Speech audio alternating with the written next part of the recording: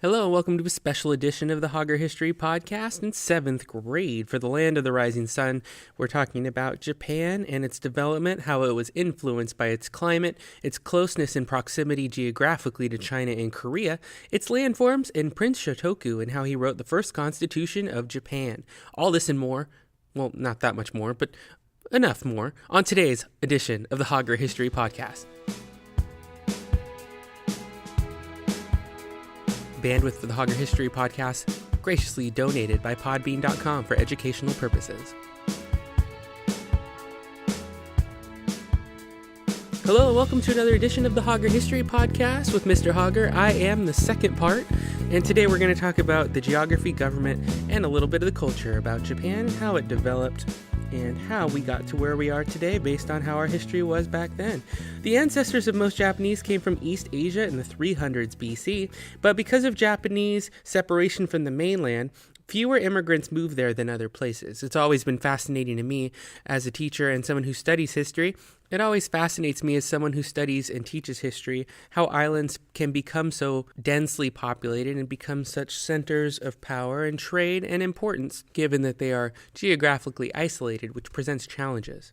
Due to its geographic influences of China and Korea being so close by, the impacts, including a lot of the geography and agricultural practices of growing rice and taking advantage of a mild climate with lots of rain, there were many things that were adapted and innovated from their neighbors. Only 15% or so of the land in Japan is flat enough to farm, which creates one geographic difficulty. So most of your teachers are going to ask you about the geographic challenges of this island, located 120 miles off the coast of Asia. And volcanoes, earthquakes, hurricanes, and tidal waves are something that are going to be a danger and a concern to people who are living in the area because of the proximity and the location in the ocean. Nature is a big part of Japanese culture. The inspirational religion of Shinto, meaning the way of the gods, is based on respect for nature and your ancestors. I had one of my students talk about their experiences going to a cemetery and being very observant and cleaning the cemetery grounds as signs of respect to your passed on ancestors. Another one of my students with Native American background was talking about the perceived significance or relationship between Shintoism and even pieces of Native American history where things like rivers, trees, rocks, and natural objects can be dwelling places for divine spirits. One of the most honored places is Mount Fuji, the tallest mountain in Japan. Its influential neighbors, China and Korea, helped develop their religion from Buddhism and Shinto rituals. Government adopted from Confucianism and the basis of morality and the adherence to laws, and Japanese government that eventually evolved with its own writing system with additional ideas and sounds in their own language, as well as art techniques and agricultural wet field practices that were inherited from their neighbors as well. Early Japanese society was structured by villages, farming, and fishing. There were special skills like pottery and weaving, and there were also Japanese society was organized around large and powerful clans led by a few powerful nobles. Most were common workers. And slavery was something that took place, mostly taking care of the houses of a noble. Cooking, cleaning, and caretaking were three of the most common areas in which slavery would be involved in workload.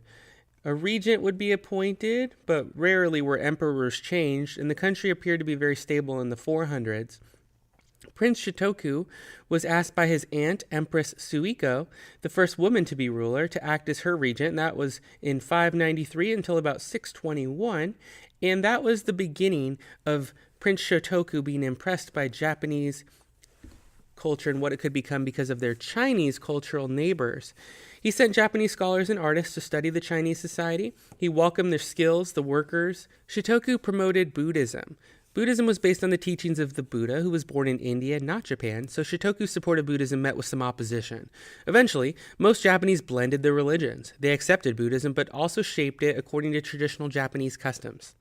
It was a little bit like we talk about cultural diffusion often in class, that if you're going to trade goods, you're not just going to make an exchange of paper money or currency or coins and then say goodbye, but these travels would happen and take so long that you would certainly want to build a relationship and as well as rest before you return to part, and you would spread ideas, culture, religion, and other beliefs and ideas along the trade routes as well. Buddhism spread along Japanese culture and spread the belief that peace and happiness could be gained by leading a life of wisdom, and that appeal to virtue was very attractive to many people. One form of Buddhism that focused on self-discipline, meditation, and simplicity was Zen. And Zen held that each person had precious nature and a divinity that exists inside each person that needed to be unlocked.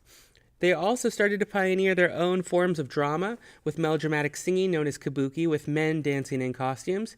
And there were also novelists happening in haiku with poems of 3 lines, then 5, 7, and 5 syllables following in each of the 3 lines. Japanese drama also advanced called No, N-O-H. These plays were often retellings of famous folktales and legends according to Japanese culture, and actors would wear painted wooden masks to show the various emotions, with gestures, costumes, and music helping to tell the story.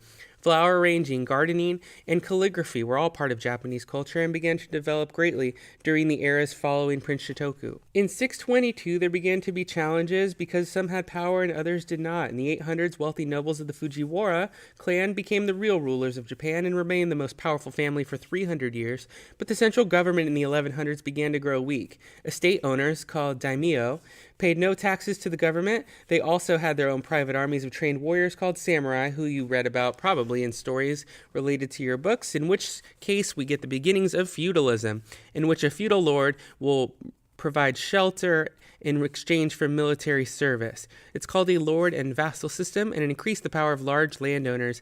It also marked the start of feudalism and the end of a strong centralized government for this period of time.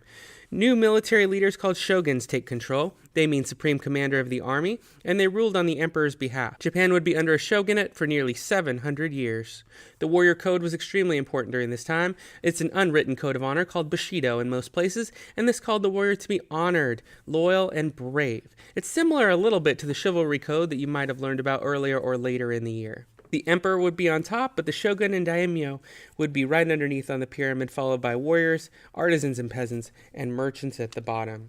So let's recap really quick some of the things we talked about today. Japan's climate is great for growing rice because of the abundance of water. The ocean also provides it with a plentiful source of fishing. Prince Shotoku was the first ruler of Japan to encourage people to adopt Chinese practices, including Buddhism, which became most notable for spreading so rapidly during his reign. Shingon Buddhism emphasized complex rituals and beauty, while Tendai focused on studying texts and becoming a well-read learner. Amida provided hope for salvation, and Zen emphasized personal intrinsic meditation. The loss of tax revenue in central government resulted with fewer taxes being collected by a central authority, which made the emperor grow weak and had little support, and a military government headed by a shogun took power. And that's just a little bit to get you involved in the entry-level assessments and getting through your entry-level understanding of the development of the wonderful and amazing culture of Japan. This is Mr. Hauger wishing you a great and fantastic day. There wasn't a lot of humor through that episode. I'm surprised. Maybe it's a little early for me, but I'm sure I'll mess up this ending somewhere along the line. Thanks for listening. I think I just said loin. Line? I don't know. Follow us on Twitter at Hauger History, Hauger. And you can even request your own episode topics by emailing haugerhistory@gmail.com. Thanks a lot for listening. Subscribe on iTunes and keep our podcast free for everybody. Thanks a lot, and we'll talk to you soon. Push in your chairs and head for the door. Your next class will begin shortly.